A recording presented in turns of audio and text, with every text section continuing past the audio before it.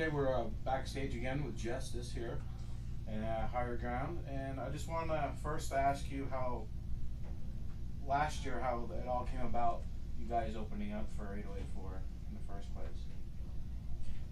We ended up hearing that 8084 was doing their 29th reunion, or 29th year playing. Anyway, they decided to get back together, and there was some stuff going around Facebook, you know, who wanted to open, so on and so forth. And there were a couple other really good local bands that were asked to do it, but unfortunately they had some other things going on at the time. And thanks to the fans of Justice that we had, aka the Justice League, they pretty much threw out their the name, and lo and behold, Randy ended up getting in touch with me and asked if we were interested in doing it, and said hell's yeah. So there we were. Sold out crowd, 750 people. It was awesome. That was great. I was here for that show, so it was a pretty good time. And I think right from the beginning, you guys like really took charge. And I mean, a lot of people out there might have been said, why they say a cover band or of that nature. And that was going to be one of my questions too. Of all the different kinds of bands out there, and obviously you guys have been in several different kinds of bands. What is your feeling on when they just say cover band or whatever? As in, what do you feel as in the music ship, and is it any different, or what's your take on their kind of attitude on that a little bit?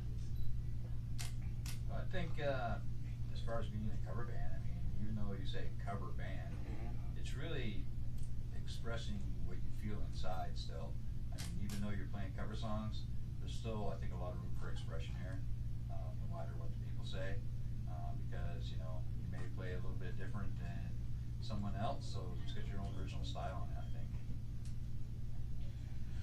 think. Going back to last year, you had a different singer and drummer, and last time I talked to you, you just got your new singer, and so this is giving you a couple months to get back and get everything worked out a little bit. And how was your feel on take on everything? You know any good singers around? I feel like I'm sick and use one. Dude, I love you, man. So now? Gary's alright. He does alright for a white guy. No, Not bad. sorry. Yeah, I'm pretty fly for a white guy. Pretty fly for a white guy. No, it's a lot different with Gary. Any new member that comes in the band, it's different. That doesn't affect anything. Chris was absolutely fantastic to work with. Miss Chris. Having Gary on board, for me anyway, just felt like natural from day one. We did our first show, and there wasn't any. Rather quickly. Mm-hmm. Yeah, Gary came in pretty aggressive timeline, and it's been amazing. Yeah, it was a very quick turnover, as in switching singers and everything. That they did a fantastic job on all that. A lot of props to you, Gary. Like, you definitely stepped up and did a good job. Yeah, Gary's amazing. The other one of my questions is going to go to the fans. You said that, basically getting you into the first show. You guys do have a very great fan base and amazing fans. And I just want, from your point of view, how does that make you feel? What's your take on that? I mean, you got basically almost your own name out there. The term justified. You get out there and get justified. Our Justice League. And then the Justice League, as in your fans having almost like their own term. And I have to say that this band in particular, and we've all been in a lot of bands, but this band in particular, from my point of view anyways, I find that they're much more dedicated. We could be playing in St. Albans, and we've got people, driving from Barrie, Bristol. I mean, they drive from all over the place to see us. And it's not just, when we're playing in Burlington or in Essex, that local crowd is there. you know, and then when we play here, that local crowd is there. They actually seem to follow us around, you know, and that's huge. You know, that's really huge to know that no matter where you play, what venue you're at, or what town you're in, you're gonna see the Justice League there, you know. And that was one of the things when I put out the questions. That was the first thing that actually got talked about, was the passion of your fans. Yeah. You do have It's a lot incredible. of fans, and like what you just said right there. Yeah. These people are following you around, and it doesn't matter where you're going to play. Yeah. They're going to go out there and support Yeah, you. it's incredible. A great We feeling. we It's eat it up. It is Yeah. very humbling. Yeah, very humbling. And we love them right back. Oh, yeah. That's why we do it. I think it's a mutual agreement. I mean, fans see us, you see how much we enjoy having them at the show, and I think they enjoy us playing for them. So I think it equals out. But For me, the energy that they give back feeds me, and I want to just give them more. You know, I like to perform, and that's why we're all there. We're performers, like to play music. And when the crowd's getting into it, you get into it more, and you get more excited, and you're having more fun, and it's reciprocated back and forth, and everybody just feeds off each other. And I think that's one of the great things about playing music, with the passion of our crowd, with how dedicated, like Gary was saying, they are. It's great to see them. I thought that was great. I mean, I've seen people from writing Justice on their nails. Yeah. You know, out there supporting it. And I think that's a great thing. The support out there is really good. You have a lot of. You're kind of busy right now. You got 3 different shows kind of set up. Can you kind of go through those 3 different shows that are kind of coming up and what's going on with that? Well, first obviously is tonight, Yeah. opening for 8084, on their 30th year of playing together. Then coming up on Monday, we were asked by members of the band Mind Trap, who are obviously also another good cover band around, excuse me, to get up and play a set with them, and opening up for Stet Hallen, who used to play in the local band Run 21, and Wasp, and Lita Ford, and all the another number of big name acts. He's going to be playing at Venu, so we were asked to go do a set there, and then we're going to headline our own show at Metronome on Tuesday after the fireworks downtown Burlington. All right, that's a pretty busy week for you guys. Yeah. So you guys ready? Right. Yeah. Been getting pumped. Yeah. Pounding the Geritol. Another question I've got kind of thrown out there too is Fucking wrong. do you guys have any kind of, any one of you have a certain ritual or whatever to kind of get you pumped up into ready to go out and play? Yeah, I go in the bathroom and vomit. Yeah? I masturbate 10 times before. 10 no, I'm times? just Here, man. That's just- I think personally, I just get up there and do it. You know? Yeah, I actually try not to listen to the songs before I come here, because if I listen to the songs, then I'm just not gonna. I'm gonna be too involved with what the original is supposed to sound like instead of being involved with what the band is making the song sound like. Mhm. So I find myself not listening to the songs before we get here, and just play them and then feed off the crowd. You know, like Mike was saying. Crank on the garage. Yeah. Neil Diamond. Neil Diamond. I like both of them. Yeah, well, good. Second Geritol, wasn't it? Yeah. Nice. My next question is, how's that feel? I mean, you got 2 different kinds of local legends that have been in this area that kind of rose to a certain degree of stardom and did it very well for themselves. How's that feel to be able to go out there and open up for those local legends? I mean, it feels good. You know, I mean, it's an honor to be asked, for one. You know, it's always humbling when somebody asks you to share a stage with them.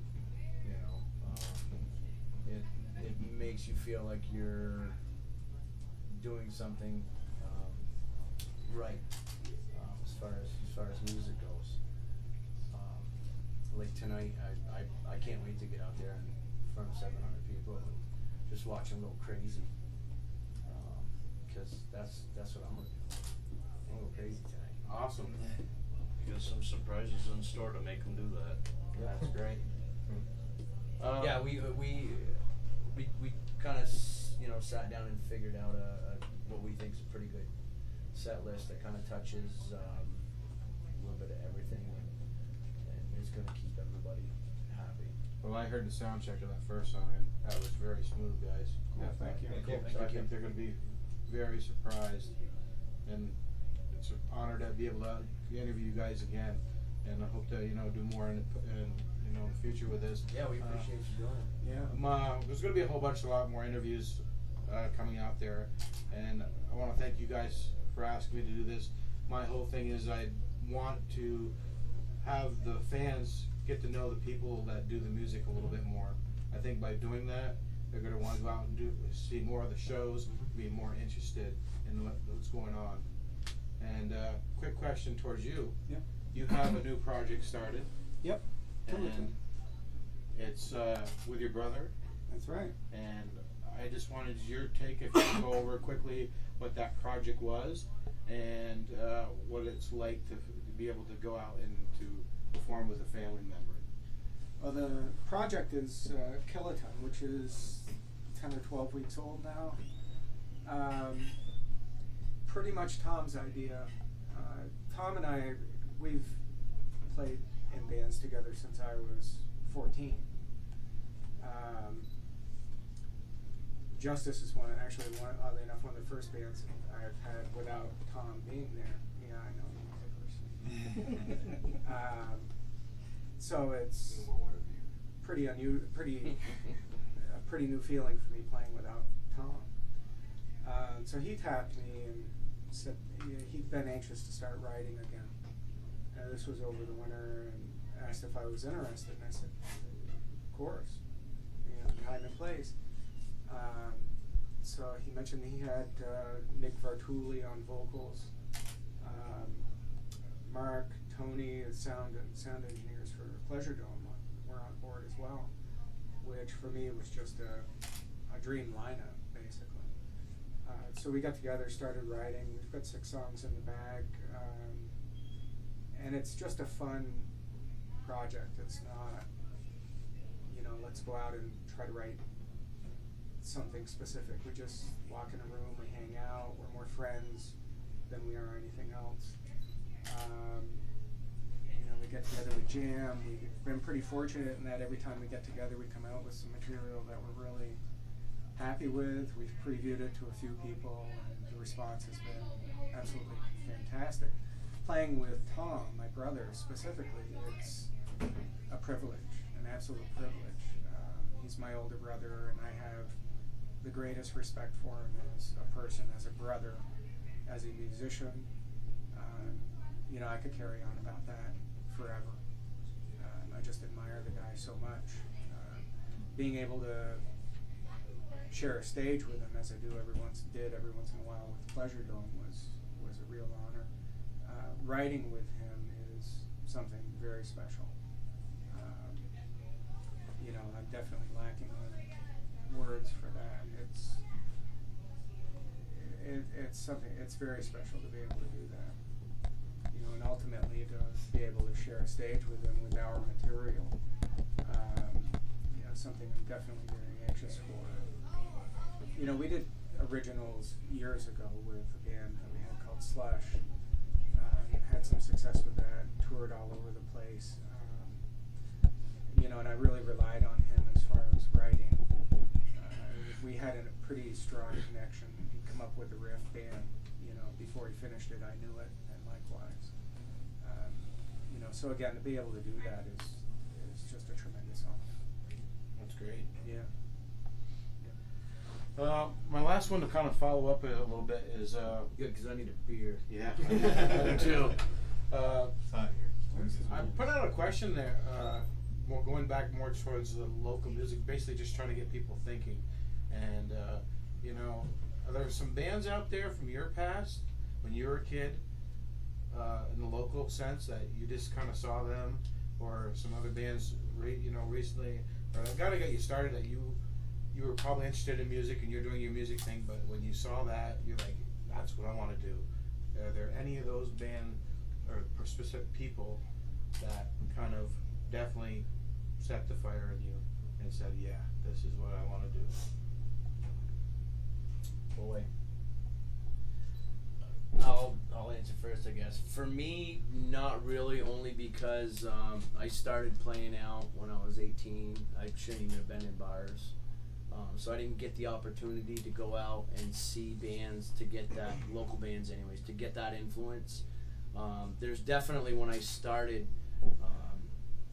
playing in cover bands, there was a lot of bands out there that because I was singing in a band, I was able to check out and get into bars because I was known as the singer for. So even though I was underage, I was still able to get in and see bands like Chin Ho, Dysfunction, back, Joker's Wild, even Run 21. Right. There's definitely a lot of bands. I mean, Burlington used to be a huge rock scene, and it's kind of too bad it's not anymore. But yeah, there was a time when it didn't matter what night of the week you went out, you could catch a rock band somewhere. So they're definitely going out and seeing those other bands kind of lights the fire under the ass, for lack of a better term, to make you want to do it. There's no doubt there.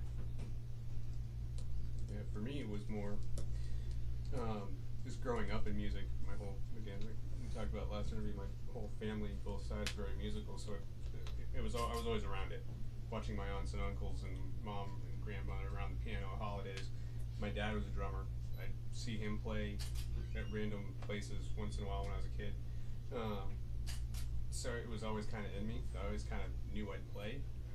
And then once I started playing at a young age, tooled around with some friends and bands, basement bands, didn't really do much with those. And then as I got a little bit older, we started doing things, playing out here and there, writing music. But so it wasn't so much going out and seeing local bands, it was growing up in it with a family that really got me into it, and that I knew I think I always knew since I was a little kid that I'd be playing music somehow, some way, somewhere. But once I moved to Burlington and started going to all the local shows, some ones you mentioned, plus all the local hardcore shows, the punk shows, and I started getting more into it, more seriously, with guys in town, and started writing and playing out, and that's kind of where that started for me. Okay, so we're going to wrap this up. I'd just like to thank everyone. Thank you, Justice, thank you. for Thank you. having me do this interview with you. Support local music. Support local music. Rock the 802. Rock the 802, and we want to basically say thanks to all the fans out there. We have a very good response started and a very good music community, I think, in Brotherhood that's going to take us to the next level. So thank you very much, Absolutely. guys. Thank you. Thanks, Axel. Thank you. Thanks, Axel.